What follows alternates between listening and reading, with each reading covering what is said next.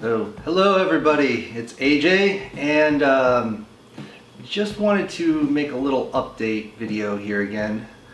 I saw the stream of what I did for 100 subscriber video, and I gotta say that live stream did not go very well. I heard some people telling me that there was a lot of static and that the audio was not good. And I really apologize for that. I really thought that I had gotten rid of all that noise that you may have heard, all that static. I do not have a noise suppression microphone when I live stream. It's just a normal, typical, everyday microphone, as you can maybe see behind me over there. However, I will say I have fixed the problem. There is a noise suppression piece of software that I have gotten, and it works beautifully now. Right now I am using my Canon 80D, so the audio of course is going to be good in this fashion, but with the live stream, yeah, that didn't turn out as great as I had hoped. So right here I am hoping to make a better video for you so you can see what I've been up to with the robot that I was talking about with the Omnibot. And if you don't know what an Omnibot is, I'll maybe put it like right here, if anything, so you can see what I'm talking about. So on that note, I am going to show you the Omnibot. I'll try to get some of this stuff working. I don't think I'll just get into the code at all. Maybe I will, maybe I won't. Well, we'll see how long this video draws out, but I just wanted to just make a better video for you all. So on that note, here we go with the robot. So basically, as you can see, I do have it all gutted out here. As you might know, there was a tape deck that was inserted in here, and there was more controls up here. That tape deck has been long gone and discarded. What you got hanging off here are these IR sensors. They're the HC SR04, the typical ones, you know, the ones that are like $3.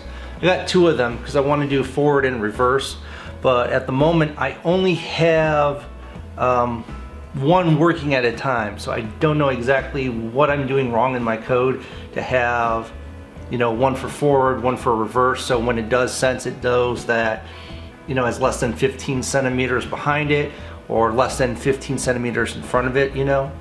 Also, what you might not be able to see is that I have all the insides pretty much wired up for what I got right now. This is running a Raspberry Pi 3, and there's plenty of GPIO. I do have one of the L298D motor controllers in there, so that's what's in there running this at the moment. I'll see if I can get you in here so you can take a look. But as you can see, it's really not much of anything that you can make out. It's kind of a terrible rat's nest at the moment. But yeah, the motor controller is right there. Got a case for the Raspberry Pi. I basically hot glued it to the chassis. But motor gearbox is that orange, big orange thing down there. And the motors do work just fine. So I'm really happy with that after about 38 years. Alright, so robot is on. Program has loaded, is all booted up.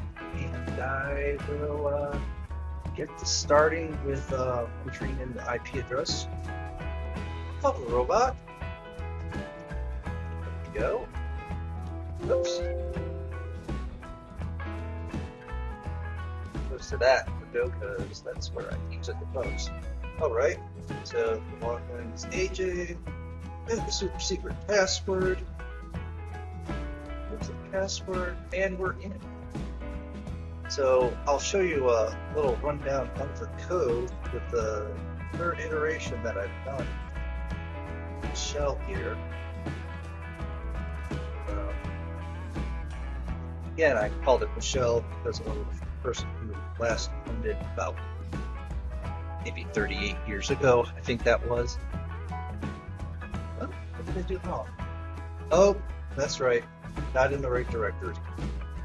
So Omnibot, to keep it all together, here we go. So as you see, I have all the libraries that are imported. I've designated the GPIO, or the two sensors, the two ultrasonic sensors here, which I'm still not at a loss about. Still have them set up as input and output over here, but this is all the motors. Motors are fine. And all the definitions here as well, also for well, this is stop, forward, back, left, right, and if you do pull up the data sheet for that particular motor controller, you will see the truth table. I believe it's way at the bottom. It is that L298D. You'll find it there, and that's what this is all representing, the highs and lows. It's just, it's logic, as you probably have guessed. And then this is where I put in for two loops. I have the loop here for the first sensor, the trigger and its echo, and then the second sensor for its trigger and its echo. But like I said, it only works one at a time, and I don't know why that is. So somewhere something is not right with the code, or it's just canceling each other out, or it's causing some sort of conflict, even though the pins are different. But I know I got it hooked up correctly. I can only use it one at a time, and it's very strange. I don't know, I'm not too sure why that is. But other than that, this is the autonomous part. So when the sensor is seeing something less than 15 centimeters in distance, it'll go left or right, then back up, and then continue going forward, basically. That's essentially the code right here. So I will show you that right now. Start this up. This.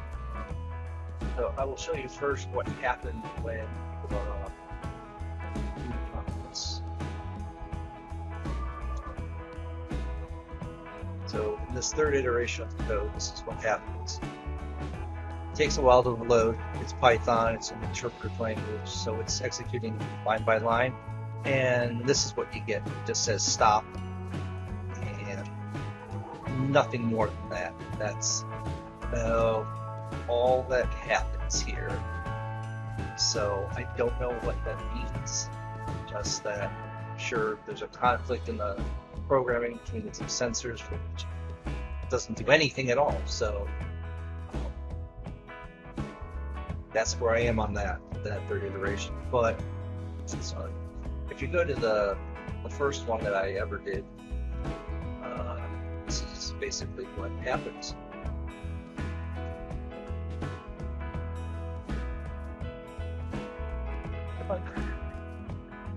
And see, not a problem at all. Everything just works fine.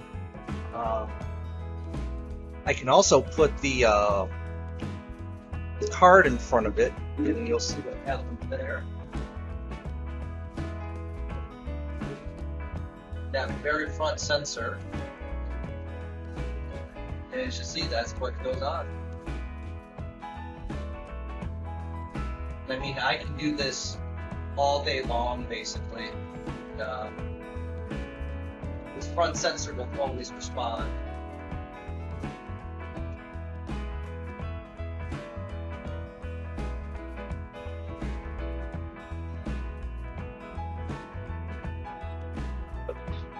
So as it is, that's pretty much where I stand with it. I'm happy with the results. I'm happy with everything that's gone on here. And I could just be happy with just the front sensor, and that's it. I really would like to incorporate the reverse so it knows what's behind it, but like you saw, something's up with the code. But this is really good for the start. And also, I have tried putting in the GPIO cleanup, and it just has a fit with that. And I also understand it's not a guarantee that it will clean up all the pins and shut it down. So as you can probably hear, the motor is still turning. It won't stop until I actually, exit out of the terminal and actually power it off with the button that's installed on it. So other than that, that's where I stand with the robot.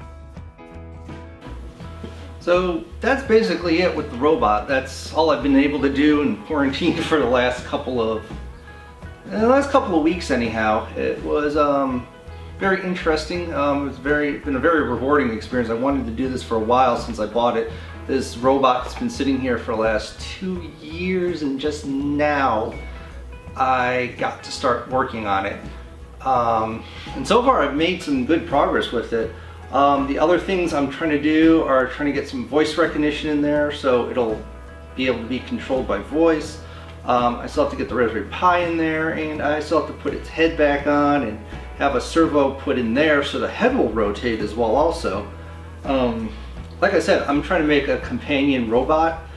I've never done this before, this is like my first try in anything that's robotics for the most part. So I'm really excited about this. So yeah, I'll see if I can keep you guys up to date on what goes on with the code, if I figure out how to get those two sensors interacting with each other. And if you might know or want to give me suggestions as to how to solve that problem or what might be a little bit better, please do so in the comments down below. And if you like this video, give it a thumbs up and subscribe. You've probably seen a few of my videos already, and you probably want to subscribe, so I think you should. You might like what's coming up. So until then, guys, I'll see you in the next one, and take care. Bye.